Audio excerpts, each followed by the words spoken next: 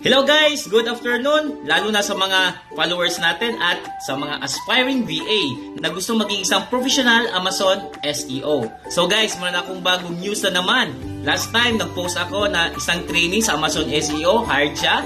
Ngayon, another one naman na isang trainee namin na hired ulit sa Amazon SEO. So, at ito ang sabi niya guys, Coach, hired na po ako sa Avi7 Media, one of the biggest Amazon Seller Account Management Agency. Na-surpass ko po ang 3 steps ng interview. Lahat ng natutunan ko from listing optimization and Amazon SEO training. And na-apply ko talaga at walang masyadong kaba sa interview, of course.